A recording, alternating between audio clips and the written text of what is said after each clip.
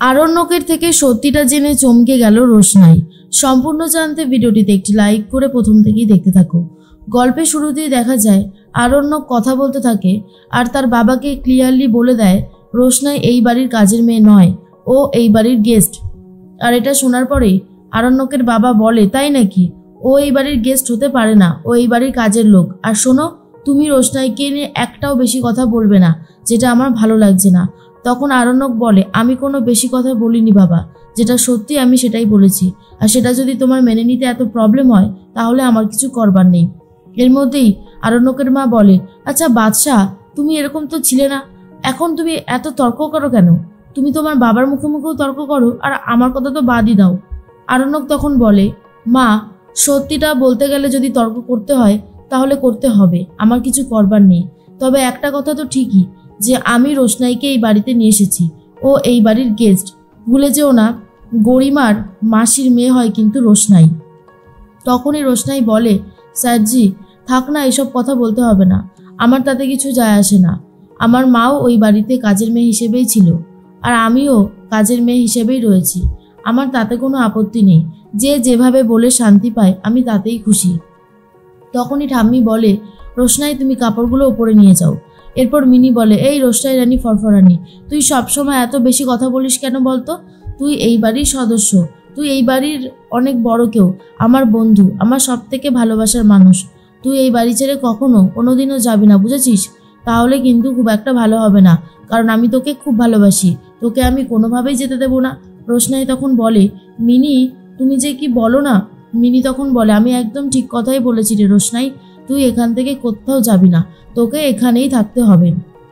এর মধ্যেই আরণ্যক তখন বলতে থাকে, মিনি তুমি ওপরে যাও রোশনাইকে নিয়ে, আমি এখানে কথাগুলো বলে নিই। এর মধ্যে জাহ্নবী বলে, বাদশাহ, আমাদের বাড়িতে যে গেস্ট আসতে চলেছে সেই গেস্টদের জন্য কিন্তু রোশনাই রান্না করবে, তখন আবার তুমি আপত্তি জানিও না। তখন আরণ্যক বলে, রোশনাই এই বাড়ির কাজের মেয়ে নয়, ওকে আমি কোনোভাবে এই বাড়ির কাজের মেয়ে হয়ে থাকতে দেব না। ছোটু তখন বলে, আচ্ছা মেজদা, সবাই তো আমরা যাব ফাংশন দেখতে, রোশনাই তো একটা মেয়ে, ও যদি যায় তাহলে অসুবিধার কি আছে? এরপরে আরণ্যকের বাবা বলে, ছোটু তুমি তো দেখছি এখন গুলিয়ে ফেলছো, তাহলে কি এখন এরপরে শ্যামকেও নিয়ে যেতে বলবে? সেটা কি সম্ভব? ছোটু তখন বলে, শ্যাম আর আমাদের রোশনাই এক হলো? শ্যাম এই বাড়িতে কাজের লোক হিসেবেই জয়েন করেছিল আর সে কাজের লোক হিসেবেই রয়েছে, কিন্তু আমাদের রোশনাই তো কাজের লোক না। আর সেটা তো বাদশা বারবার করে বলে ক্লিয়ার করে দিচ্ছে, তবুও যে তোমরা কেন বুঝতে পারছো না সেটাই আমার মাথায় ঢুকছে না। এর মধ্যেই ছোটু তখন বলে, সত্যি বাড়ির সব পরিবেশটাই কেমন যেন বদলে গেছে।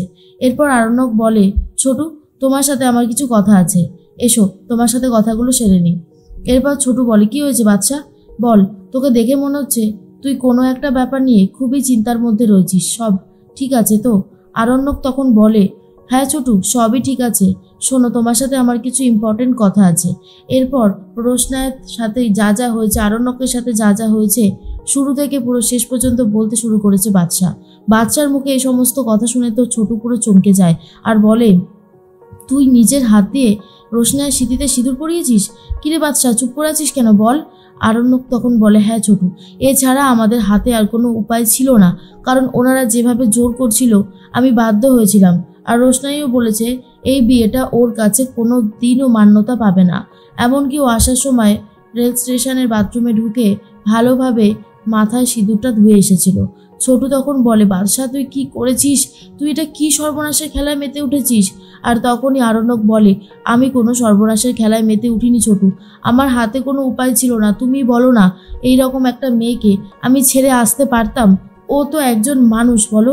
ওকে রাজেশ ভাই ওর সাথে যেটা করতে চলেছিল আমি সেটা কিছুতেই মেনে নিতে পারতাম না, কারণ আমার মনে হয়েছিল রোশনাইয়ের একটা জীবন আছে, ওর জীবনটাকে যদি একটা সুযোগ দেওয়া যায় ও ঠিক সেই সুযোগটাকে কাজে লাগিয়ে একদিন একজন বড় মানুষ তৈরি হবে।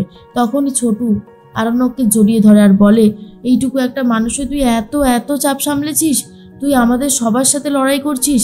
আমি এখন বুঝতে পারছি রোশনাইকে নিয়ে তুই কেন এত সব সময় সচেতন। এর মধ্যেই ছোটু বলে, শোন আমি কি করতে পারি বল। আরণ্যক তখন বলে, তোমাকে একটা সাহায্য করতে হবে ছোটু, তুমি ছাড়া এই সাহায্যটা কেউ করতে পারবে না। ছোটু তখন বলে, চাল নেই চুলো নেই, আমি কি সাহায্য করতে পারি তোকে? আরণ্যক তখন বলে, পারবে, তুমিই পারবে, তুমি বই ডেলিভারির কথা বলে আমার সাথে রোশনাইকে একটু যাতায়াতের ব্যবস্থা করে দেবে। দেখো বাড়িতে তো রোশনাই নাচ প্র্যাকটিস করতে পারবে না, তাই আমি ওকে নাচ প্র্যাকটিস করানোর জন্য গুরুজির বাড়িতে নিয়ে যাব। এটা শোনার পর তো ছোটু আরোই চমকে যায়, বলে মানে ও কোথায় নাচ করবে? আরণ্যক বলে ও আমাদের ফাংশনে নাচ করবে। আর এটা শোনার পর ছোটু বলে গরিমা, মেজ বৌদি এরা জানে? বুঝতে পারছিস ওকে স্টেজে তুললেই বাড়িতে আগুন জ্বলবে। বাদশাহ তখন বলে জ্বলুক আগুন, আমি তো সেটাই চাই, কিন্তু রোশনাইকে পারফর্ম করতেই হবে। আমি চাই রোশনাই ভালোভাবে পারফর্ম করুক। ছোটু তোমাকে এই সাহায্যটুকু করতে হবে। ছোটু তখন বলে ঠিক আছে, তুই যখন বলছিস আমি সাহায্য করব। এর মধ্যেই বাদশার মা সব কিছু লিস্ট করতে থাকে আর বলে শোনো, তোমার বাড়িতে যে গেস্টরা আসতে চলেছে তাদের তুমি এই রোশনাইয়ের হাতে রান্নাই খাওয়াবে তো?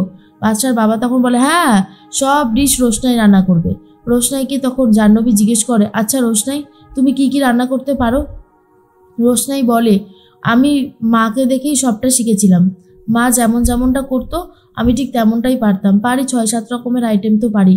এরপরে ছোটু এসে গেছে আর বলে মেজ বৌদি একটা কথা বলবার ছিল। আর তখনই বাদশাহ মা বলে ভালোই হয়েছে ছোটু, তোমার সাথে দেখা হয়ে গেল। শোনো, তোমাকে একটা লিস্ট ধরিয়ে দেবো, ওই লিস্ট অনুযায়ী সমস্ত মালগুলো নিয়ে আসবে, কেমন? ছোটু তখন বলে আচ্ছা। বলছিলাম কি মেজ বৌদি, আজ আমার অনেকগুলো বইয়ের অর্ডার দেওয়া আছে, বাড়িতে গিয়ে ডেলিভারি করতে হবে। যদি রোশনাইকে 1 ঘন্টা সাথে পেতাম তাহলে খুব ভালো হতো। আর এটা শোনার পরেই বাদশার বাবা বলে তুমি ট্যাক্সি ভাড়া করে নাও না, তাহলেই তো হয়। ছোটু তখন বলে কি যে বলো না মেজদা, ওই তো লাভের কটা টাকা, তাও যদি নিজে খেটে না দিয়ে আসি তাহলে সব টাকাই ওই ট্যাক্সি ভাড়াতেই চলে যাবে। যদি একটুখানি রোশনাইকে ছাড়ো তোমরা, দুপুরবেলাতে তো আর সেভাবে কাজ থাকে না। রোশনাই, তুমি কি আমার সাথে আগে যাবে সেটা বলো। রোশনাই বলে হ্যাঁ ছোটু, আমার কোনো সমস্যা নেই, আমি যেতেই পারি। এরপর বাদশার বাবা বলে ঠিক আছে, তুমি ওকে নিয়ে যাও, আর তোমার লাভের অংশটা বেঁচে গেলে তারপরে যদি কিছুটা থাকে রোশনাইকে না হয় কিছুটা দিও। তখনই ছোটু বলে নিশ্চয়ই দেবো মেজদা, নিশ্চয়ই। বাদশাহ তখন এদিকে নেই, আর এর মধ্যে রোশনাই বলে ছোটু, আমাকে কিছু দিতে হবে না, এই বাড়িতে আছি, থাকছি, খাচ্ছি, এটাই তো আমার কাছে অনেক বড় কিছু। ছোটু তখন বলে তাও যেটুকু টাকা আমি পারি তোমাকে দেবো, কেমন? দুপুরবেলায় কিন্তু রেডি হয়ে থেকো। এর মধ্যে দুপুরবেলায় রেডি হয়ে নিয়েছে রোশনাই, আরণ্যকের সাথে মুখোমুখি কথা হচ্ছে। এরপর রোশনাইকে নিয়ে আরণ্যক যেতে চায় গুরুজির বাড়িতে। রোশনাই তখন বলে কি ব্যাপার আপনি? আমি তো জানতাম ছোটুর সাথে যাব আমি। আরণ্যক তখন বলে ছোটুকে বলে তোমার বাইরে বেরোনোর রাস্তাটা আমি ক্লিয়ার করে দিয়েছি, আমি তোমাকে নিয়ে একটা জায়গায় যাব আর তোমাকে সেখানে থাকতে হবে। রোশনাই তখন বলে কোথায় যাব আমি? আরণ্যক তখন বলে তোমাকে আমি গুরুজির বাড়িতে নিয়ে যাব। গুরুজি এখন কলকাতাতে এসেছে আর তোমাকে ওখানেই নাচ প্র্যাকটিস করতে হবে। এটা শোনার পর তো আর রোশনাই পুরো চমকে গেছে আর বলে কি বলছেন স্যারজি, আপনি জানেন আপনি কি বলছেন? আরণ্যক মনে মনে বলে খুব ভালো মতনই জানি রোশনাই, তুমি তোমার বাবার কাছেই নাচ শিখতে যাবে।